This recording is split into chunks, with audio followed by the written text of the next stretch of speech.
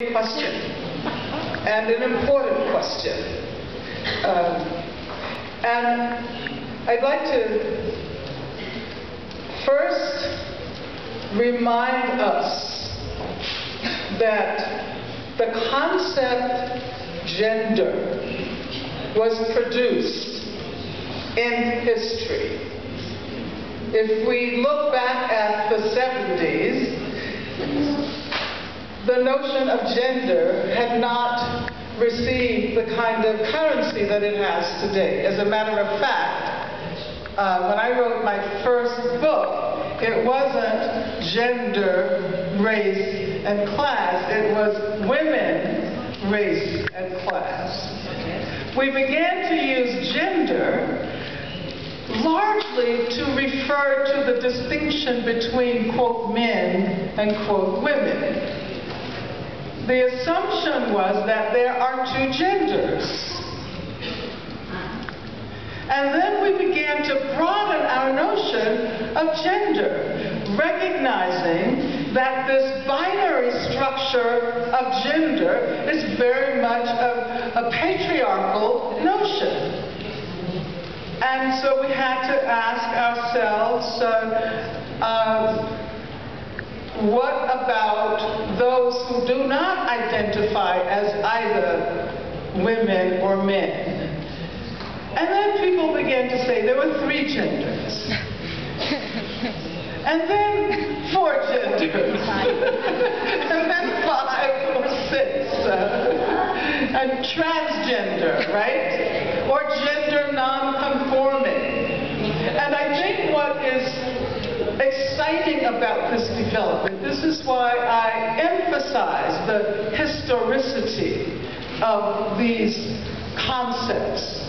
What is exciting is that they capture our efforts to expand our ways of thinking about the world, thinking about social realities, thinking about social relations. And I wonder, 100 years from now, when people look back at the 21st century, at the beginning of the 21st century, and read about all of the struggles around gender and sexuality, they will say, oh, those stupid people.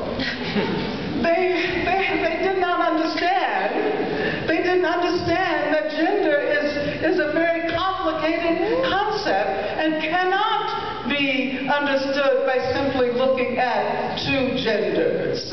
You know, maybe there will be, who knows, there will be 5,000 genders.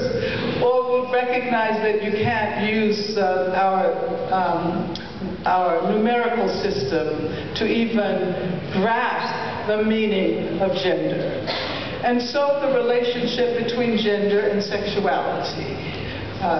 You know, what sexualities? We began with the assumption of heterosexuality, and then a scholar activist like Adrienne Rich, who was evoked last night, compelled us to think about compulsory heterosexuality. And so we began to think about sexuality in different terms. So what is so exciting about feminism is that unlike other academic fields, it gives us the tools to at least acknowledge this historical fluidity, these changes, to imagine a future which we do not yet have the tools to understand. And so there's something about the infinity of these notions that feminism gestures towards, which makes it, I think, perhaps one of the most exciting fields in academia. And one of the most exciting terrains of social movement practice.